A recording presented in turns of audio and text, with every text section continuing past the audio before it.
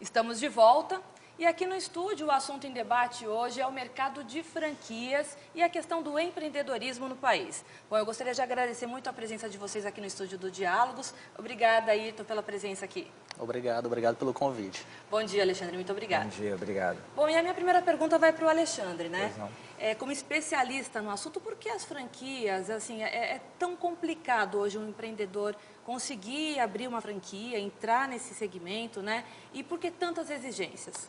Quando você olha e fala sobre abrir uma franquia, a pessoa pensa que só basta ter o investimento, o valor que precisa para poder operar aquela franquia, o que não é uma verdade.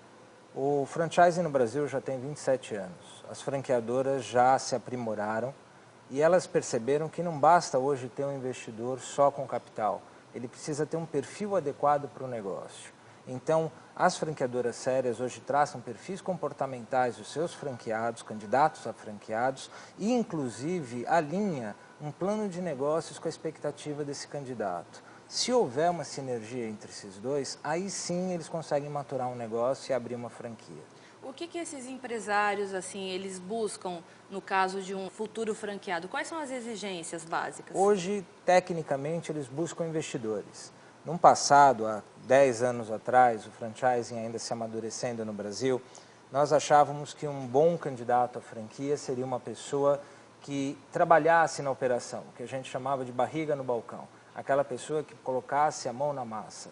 Hoje, o franchising não enxerga assim. Hoje, ela procura uma pessoa que seja apenas um investidor, que coloque seu dinheiro e que a própria franqueadora, com a sua equipe, consiga definir os parâmetros e assim tocar a operação da rede. É uma característica muito clara, é aquela frase do olho do dono engorda o boi. Então, o dono é o franqueador, o franqueado só é o investidor. Agora, assim, qual que é o perigo, assim, Tem muito picareta no mercado, né? A gente pode chamar assim. Hoje, qualquer empresa, qualquer empreendedor, ele pode ser um franqueador? Vamos ser bem honestos quanto a isso. Sim, qualquer um pode ser um franqueador. A lei é clara. A lei que rege o franchising é facultada a todos, qualquer um pode montar o seu negócio através do franchising. É importante que as pessoas que queiram entrar no sistema de franquias acessem o nosso site da associação e verifiquem se aquela instituição é associada. Cadastrada. Por quê? A associação tem um comitê jurídico que analisa todos os dados daquela franqueadora. Os últimos balanços, a questão da marca, do registro, o suporte dado. Inclusive, nós temos um comitê de ética, que é um órgão regulador que justamente arbitra entre franqueados e franqueadores o bom senso, a ética e o princípio do franchising. Então, seria importante que todos tivessem acesso, que quisessem comprar uma franquia e ver se ela realmente está credenciada à ABF. É até bom deixar bem claro, porque tem um documento oficial do franqueador que chama Circular de Ofertas de Franquia, né? Isso. E nesse documento é como se fosse a Bíblia do franqueado. Exatamente. E tem que constar principalmente se a empresa sofreu algum tipo de falência, se tem muita inadimplência no mercado, não só falência, né? Qualquer tipo de processo. Mas que ela existe esteja como ligada. mascarar, por exemplo, uma informação negativa da marca nessa circular? Existe. Vamos lá, vou te explicar até uma Como das fugir desses características. problemas?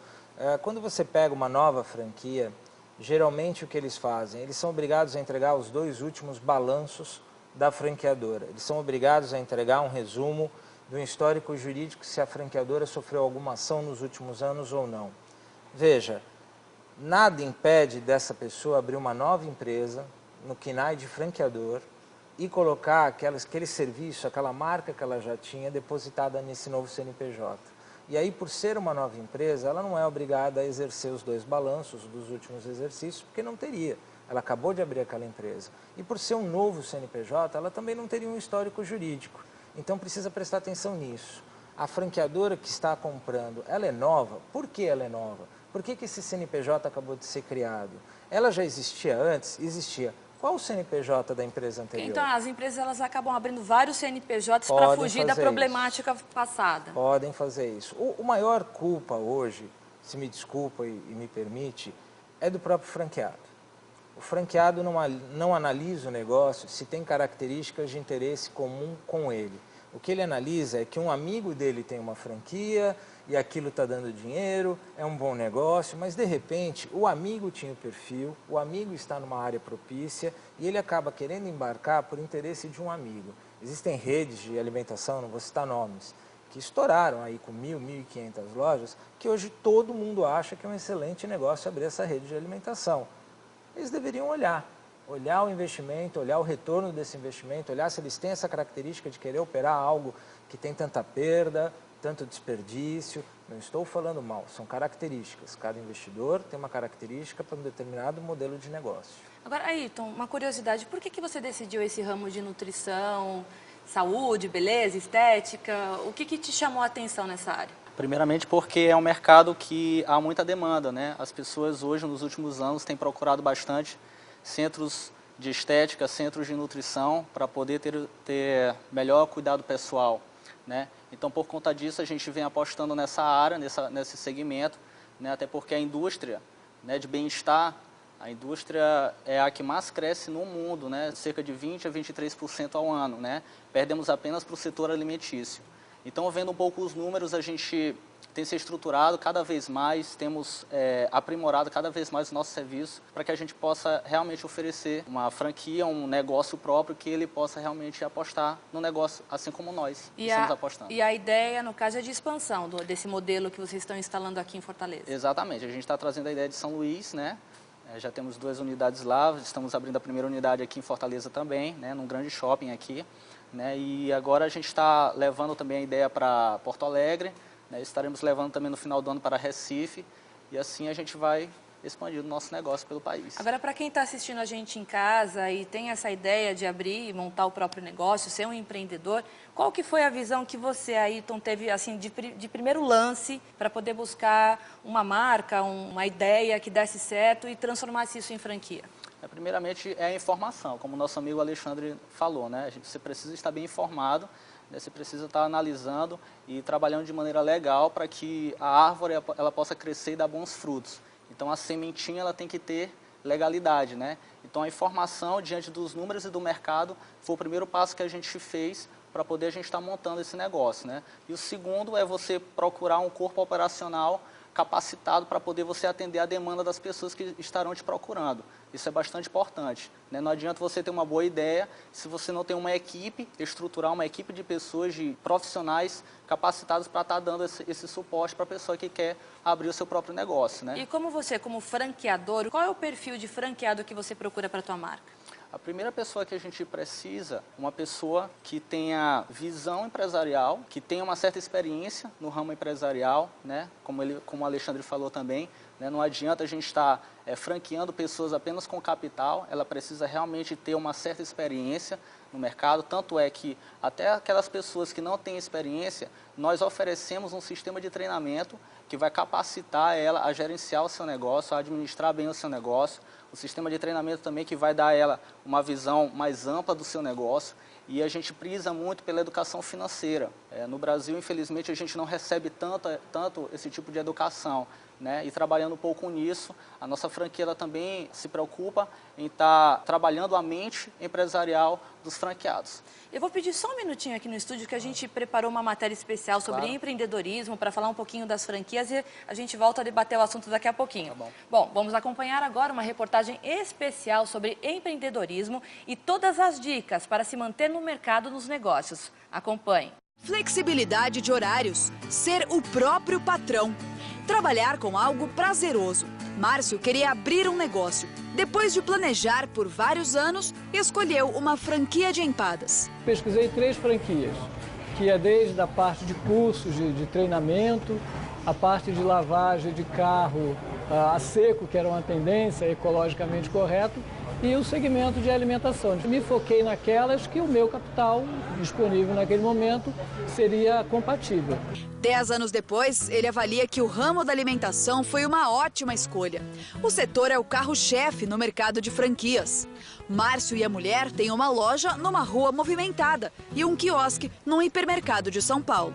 Os quiosques ainda representam 0,1% do faturamento das redes de franquias, mas são um modelo em expansão, procurado principalmente por quem quer abrir o primeiro negócio. Há opções que custam a partir de R$ 50 mil.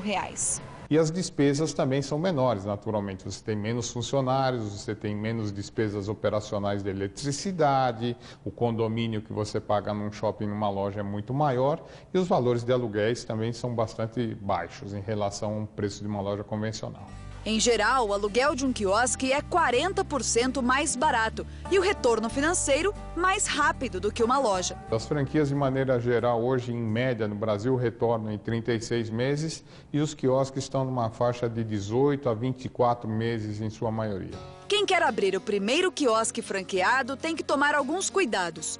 É fundamental estudar o ponto, que deve ser bem visível, avaliar o público-alvo, verificar se o produto e a marca têm bom conceito no mercado e evitar setores desgastados, como o de revelação fotográfica e aluguel de DVDs, que já estão superados pela evolução tecnológica. Seja qual for a escolha, é preciso ter espírito de liderança e muita disposição para trabalhar.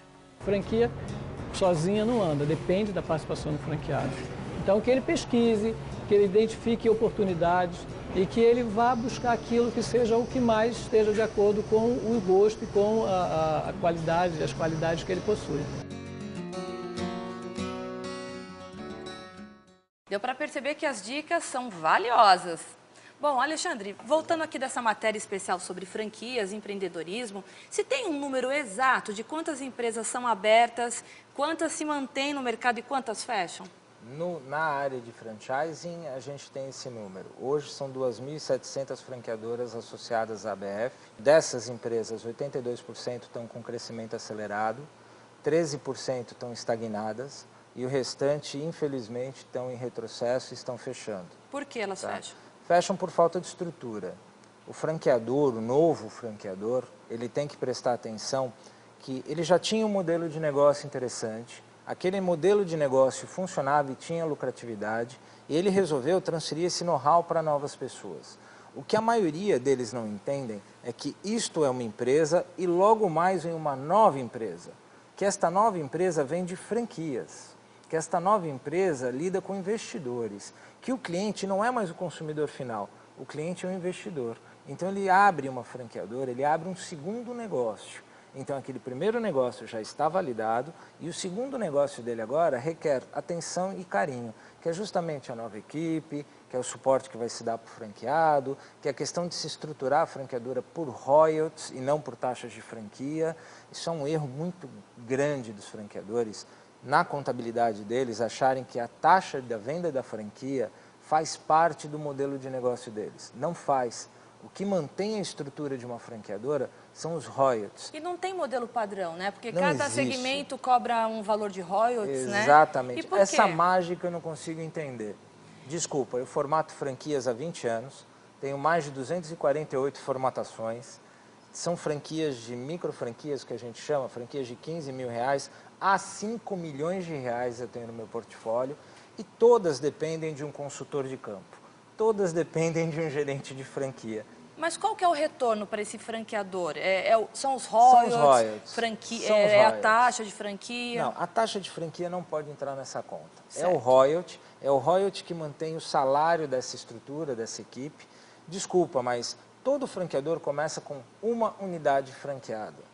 Depois 2, 3, 4, 5 e o caminho é esse, chega a 4.000 unidades franqueadas. Ele tem que estruturar esta equipe e o crescimento desta equipe de acordo com a expansão dele. E isso tem um custo, e o custo é através de royalties. Eu andei pesquisando, tem algumas marcas que não cobram royalties, por quê? Fique atento, fique muito atento. Ela cobra no produto, quando ele vende o produto. Uhum. Então ela está ali tributando automaticamente antes de você fazer a venda do seu produto. Então quando você pega uma franqueadora que tem royalties sobre faturamento bruto, logo você subentende que ela vai te dar suporte para que você alcance um faturamento bruto cada vez mais alto, para que ela tenha o percentual dela cada vez mais alto. Quando você tem uma franqueadora que não cobra em cima do produto, o que você enxerga? Você enxerga que ela não está muito preocupada com quanto você vai faturar. Ela está preocupada em te vender os produtos dela. Pois é, porque é preocupante, porque nem todos os estados, os impostos, eles são equivalentes, né? Começa o segundo momento. Quando você está tributando em cima da venda do produto para o franqueado royalty, ele já está pagando imposto. É, porque a margem de lucro, por exemplo, aqui no Nordeste a taxa de imposto é de 17%, enquanto em São Paulo é de 10%. Exatamente. Então, vindo de lá para cá, já tem a diferença de 7% de tributação. Exatamente. Então, se o franqueador, assim, me corrija se eu estiver errado. Claro. Tem um produto, se em São Paulo se paga 10% de imposto, aqui 17%, eu estou pagando a mesma taxa de royalties, Você está eu já pagando estou uma perdendo. taxa superior de Superior, royalties, né? E ele está compensando, no ponto de vista dele, se você for conversar, o Sudeste, meu produto já é mais maduro, lá eu estou começando, então essa diferença que você está pagando me compensaria. Mas aí o meu retorno também... É muito menor, e será que ele adequou aquele demonstrativo de resultados dele para esse cenário?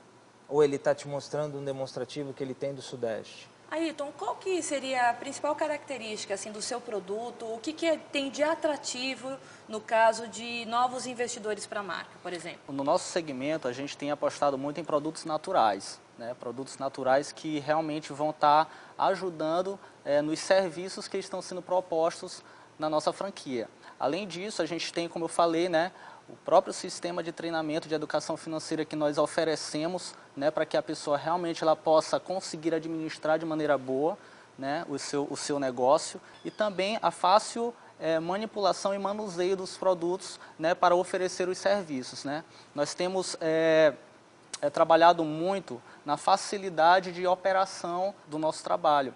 E isso tem atraído muitas pessoas, né. A gente tenta um pouco desburocratizar, digamos assim, né, os processos de serviços para que as pessoas elas possam entender um pouco melhor como vai funcionar e como vai ser o sistema operacional de cada unidade. Mas vocês procuram assim investidores que já estejam naquele métier da nutrição, da saúde, da estética? Ou, por exemplo, vou dar um exemplo, uma jornalista poderia estar investindo num segmento desse sem conhecimento nenhum? Sim, sim.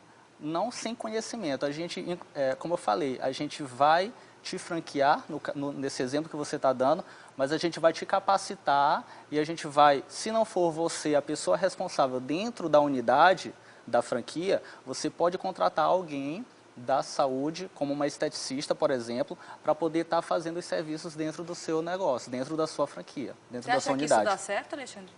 Daria.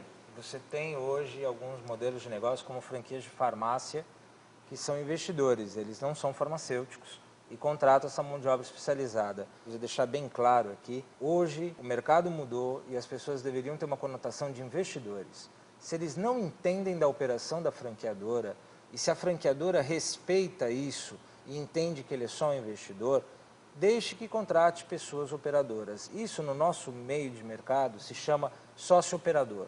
Você passa um percentual pequeno do negócio para essa pessoa, no caso a esteticista, como ele comentou, e ela vira uma sócio-operadora, ou seja, ela é a pessoa responsável em fazer o andamento da franquia funcionar perante a franqueadora, e você seria somente uma investidora. Eu acho que você perdeu uma grande chance, já que a jornalista deixou de falar, claro, com certeza você deveria investir. Sim, claro, ela pode. Bom, aqui o papo está ótimo, eu vou só para um pequeno intervalo e volto daqui a pouquinho para a gente falar um pouquinho mais sobre franquias. Tudo bem. Eu vou chamar um intervalo bem rapidinho e volto daqui a pouco, não sai daí.